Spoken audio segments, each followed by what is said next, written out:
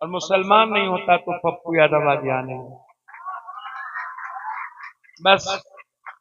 ये ताकतवर लोगों ने तो हमेशा मिटाने का प्रयास किया, ये पैसे वालों ने तो हमेशा पप्पू को खत्म करने का प्रयास किया, और आपने हमेशा पप्पू को इंसान बनाने का प्रयास किया। इसीलिए मैं दुनिया में आपने फर्क क्या है, आप इस्लाम की बात करेंगे और हजरत हुसैन की कुर्बानी पर डीजे बजाएंगे तो हम में और आप में फर्क क्या है। यदि आप मोहम्मद साहब के इस विचारधारा पर चलना चाहते हैं, और इतने हमारे अजीज मौलाना साहब लोग यहाँ बैठे हैं, मैं उनके सामने बहुत कुछ, मेरी हालात भी अच्छी नहीं है, मेरी तबीयत ठीक नहीं है, मैं हमारे अनुज ने और साथियों ने जिद कर दिया, और फिर अफरोज जी हमारे सांसद प्रतिनिधि, हमारे जो लोकल जनप्रतिनिधि हैं, जब आकर सभी लोगों ने कहा वहां जाना है।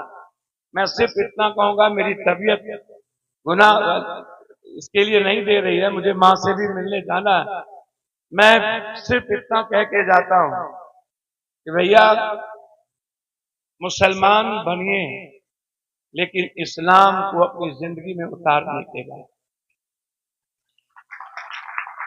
भैया आप मुसलमान बनिए, लेकिन हदीस को पूरी जिंदगी अपने लाइफ में अनुशासित करने के बाद, यदि आप हदीस के उस कोड ऑफ कंडक्ट के अलावे नहीं जीते हैं तो आप मुसलमान या इस्लाम के रास्ते नहीं चलते। इसलिए मैं इतना ही कह के कि आप नफरत को मिटा दीजिए, जितना भी आप पर जुल्म हो उस जुल्म का जवाब सिर्फ इस्लाम के रास्ते दीजिए, मोहब्बत के रास्ते दीजिए।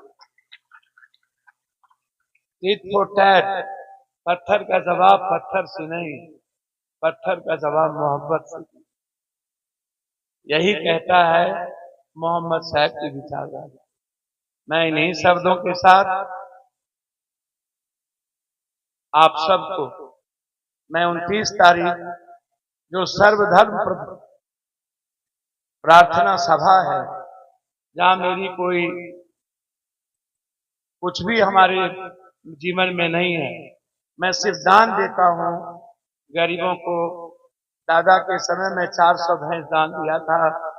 आज वो परिवार जिसको 400 भैंस दी थी, वो परिवार आज 10-12 हजार 18 हजार रुपया महीना कमाता।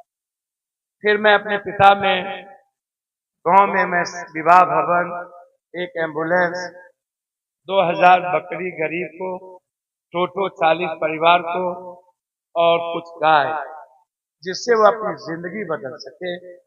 हम इसीलिए पैदा हुए हैं, हम इसलिए नहीं हुए हैं कि पिताजी जिसने हमें, हमारे पिता नहीं थे, गुरु थे। हमसे कभी मेरे परिवार के बारे में, हमने अपने घर के बगल के 5 बीघा जमीन बेच के कोरोना में 7 करोड़ की मैंने रेमडेसिविर मंगा ली, पापा ने इस तक नहीं की। हमने भवन के पीछे 90 कट्ठा जमीन बेच करके, जो 30 सालों से खाली था, पटना के बाढ़ में पैसे लगा दिए। औने पौने दाम में मेरे पिता ने एक बार भी नहीं कहा आप, उन्होंने कभी नहीं पूछा तुम परिवार में कैसे जियोगे। इसलिए मेरे लिए वो गुरु थे। आप दुआ करिएगा और मेरे लिए भी, कि मैं सिर्फ एक इंसान बना रहा हूं, और इस्लाम बौद्ध की विचारधारा, सनातन विचारधारा के साथ मैं इंसानियत के लिए जी पाऊं और दुनिया की मदद कर पाऊं। यही आप अल्लाह से मनाइएगा। मुझे कुछ नहीं चाहिए, सच्चाई आप जान लीजिए मेरे बारे में, बस एक इंसान बना के रखिए, सिर्फ एक अच्छा इंसान, और वो इंसान भी हजरत हुसैन की तरह, जिसके भीतर मरने की जज्बा हो और दुनिया को गलत चीजों को मिटा देने की ताकत। मैं आज हूं तो गरीब और आपके बदौलत है। आप नहीं होते और पूर्णिया में गरीब किसी जाति का नहीं होता